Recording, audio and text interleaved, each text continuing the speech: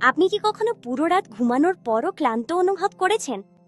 আজ আমরা এমন একটি সাধারণ কিন্তু প্রায়ই ভুল বোঝা হয় এমন সমস্যার গভীরে যাচ্ছি, যার নাম স্লিপ অ্যাপনিয়া। স্লিপ অ্যাপনিয়া হলো একটি গুরুতর ঘুমের সমস্যা, যেখানে ঘুমের সময় বারবার শ্বাস প্রশ্বাস বন্ধ হয়ে যায় এবং আবার শুরু হয়। এটা এমন কি আপনি টের না পেয়েও রাতে শত শতবার ঘটতে পারে।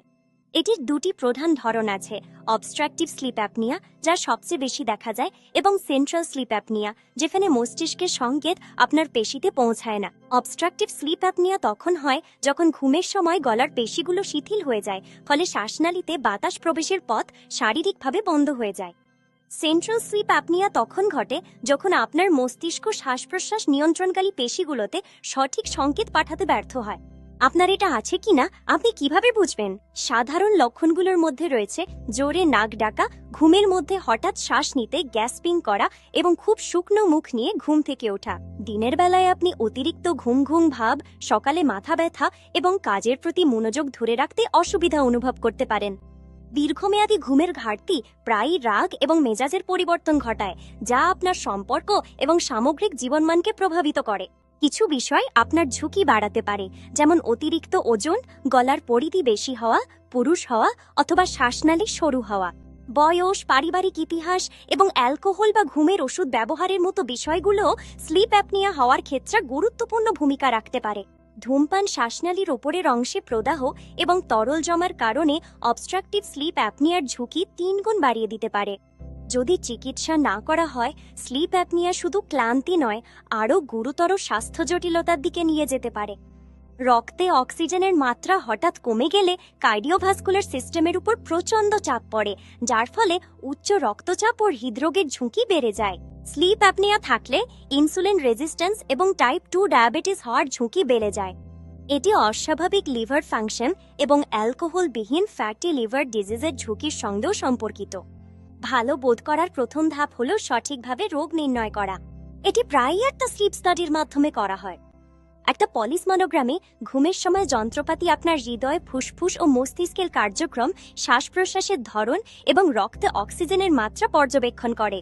কিছু ক্ষেত্রে ডাক্তার আপনাকে বাড়িতে ব্যবহারের জন্য সহজ কিছু টেস্ট দিতে পারেন, যা আপনার হার্ট রেট ও এয়ার ফ্লো পরিমাপ করবে।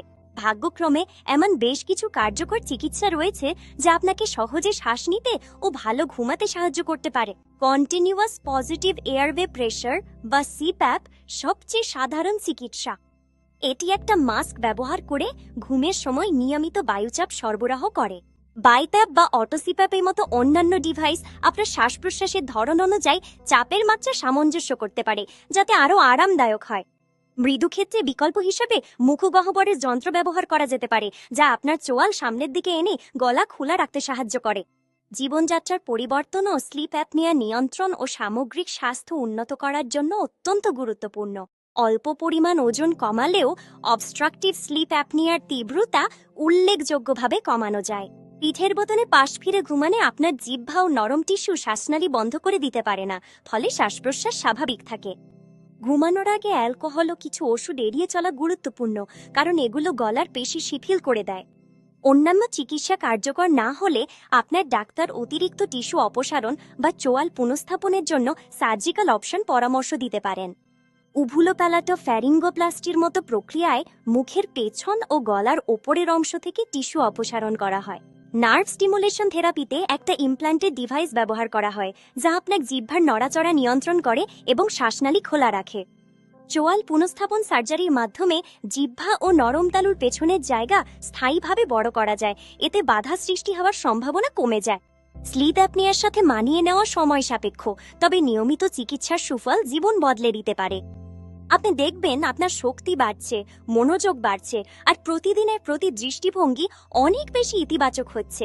সঠিক চিকিৎসা আপনার দীর্ঘমেয়াদী স্বাস্থ্যের সুরক্ষা দেয়, হৃদরোগ ও অন্যান্য দীর্ঘস্থায়ী রোগের ঝুঁকি কমায়, আর আপনার সঙ্গীও সম্ভবত ভালো ঘুমাতে পারবেন, কারণ বিরক্তিকর নাক ডাকা ও হাঁপানোর সমস্যার সমাধান হবে। আপনি বা আপনার প্রিয় কেউ যদি এই উপসর্গগুলো অনুভব করেন, তাহলে দেরি করবেন না, শীঘ্রই একজন স্বাস্থ্যসেবা পেশাদারের সঙ্গে কথা বলুন। আপনার ডাক্তারের সঙ্গে একটি সাধারণ আলাপই হতে পারে শান্তিপূর্ণ সুস্থ ঘুমে ফিরে যাওয়ার যাত্রার শুরু। আপনি প্রতিদিন সতেজ হয়ে ঘুম থেকে উঠে নতুন দিনের জন্য প্রস্তুত থাকার যোগ্য। আজ আমার সঙ্গে থাকার জন্য ধন্যবাদ। ভালো ঘুম আর সুস্থ জীবনের জন্য শুভকামনা রইল। মিষ্টি স্বপ্ন দেখুন। আরও স্বাস্থ্য টিপস ও সুস্থতার গাইড পেতে মানি ওয়েলনেসের সঙ্গে থাকুন। শুভরাত্রি।